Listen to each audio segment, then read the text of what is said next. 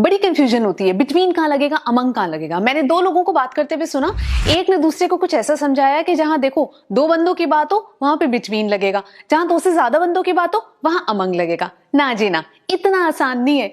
ये जो क्लैरिटी है ना, ये मैं आपको एपिसोड के एंड में बताऊंगी। लेकिन शुरू करें कुछ ऐसे वर्ड्स के साथ जो हम हर दिन इस्तेमाल करते हैं, लेकिन क्या हम उन्हें सही प्रोनाउंस करते हैं? P for pronunciation. With Saima.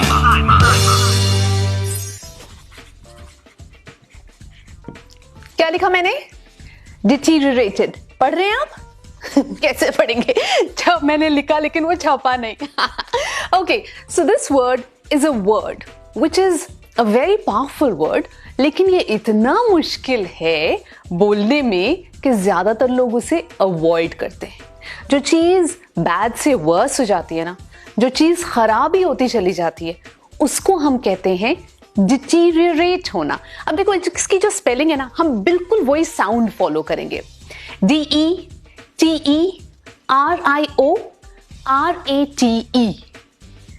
Deteriorate. Each and every sound of the letter would come. Deteriorate या फिर deterioration। दोबारा लिखो, आप देख लोगे ना। बातचीत को क्या कहते हैं? बातचीत CONVERSATION। इतनी अच्छी इंग्लिश लोग बोलते हैं, लेकिन फिर इसको कन्वर्सेशन बोलते हैं। कन्वर्सेशन नहीं होता है, कन्वर्स करना होता है, बट कॉन्वर्सेशन। कॉन्वर्जेशन भी नहीं है, कॉन्वर्सेशन।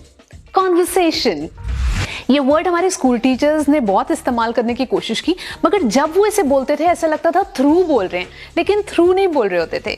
THOROUGH यानी कि detailed and careful study. Examine this report thoroughly।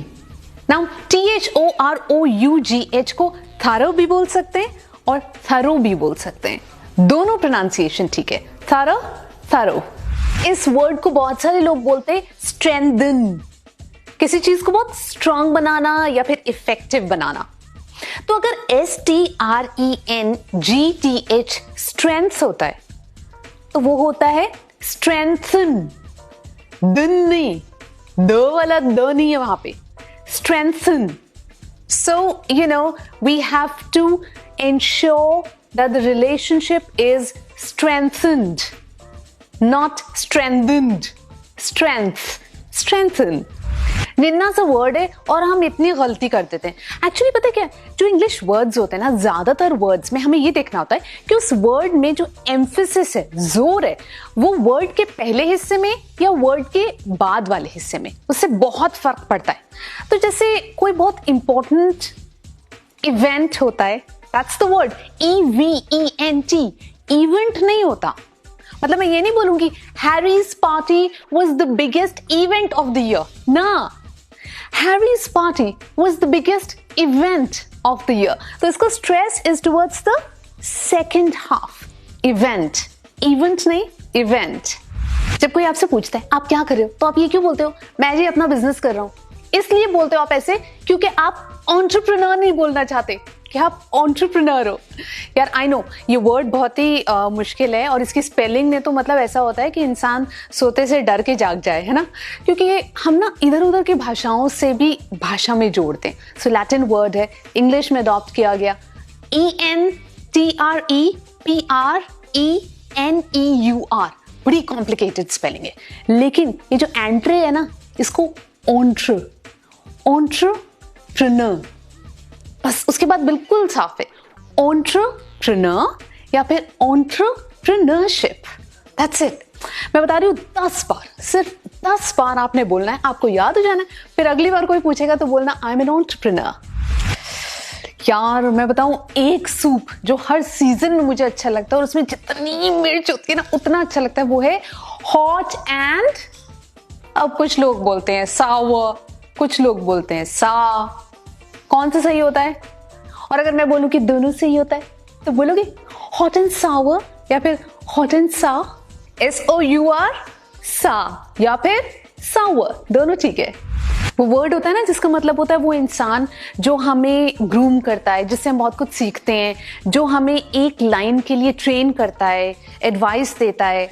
हम जब उसको ये कहते हैं तो मतलब उसके कॉलर्स अप हो जाते हैं।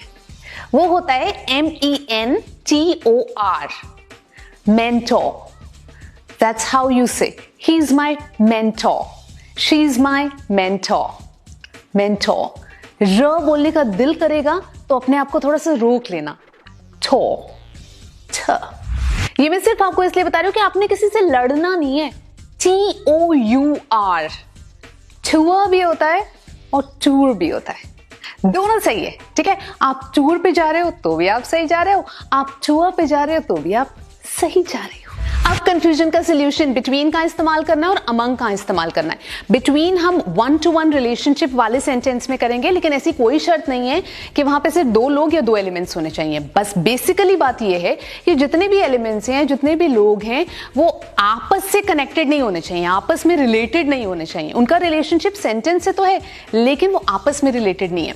तो जहां हम ये कह सकते हैं कि there was a fight between Rohan and Shyam, या तो 2 ही लोगों की बात है, वहां ये कहना भी सही है that Rohan had to choose between a tennis racket, a guitar, a bundle of books and a car for his birthday gift. 4 चीजों की बात की है, हम 8 की भी कर सकते हैं, वो सब अलग अलग होनी चाहिए। और अमंग कहाँ इस्तेमाल करेंगे? अमंग हम वहां इस्तेमाल करेंगे जहां पे हम जितने भी एलिमेंट्स की बात कर रहे हैं उनको एज अ ग्रुप देखा जाए, एज एन एंटिटी देखा जाए। जैसे कि हम बोल सकते हैं कि there was no unity among the council members, या फिर Rita felt comfortable when she was among her friends। हो गया कंफ्यूजन का सोल्यूशन।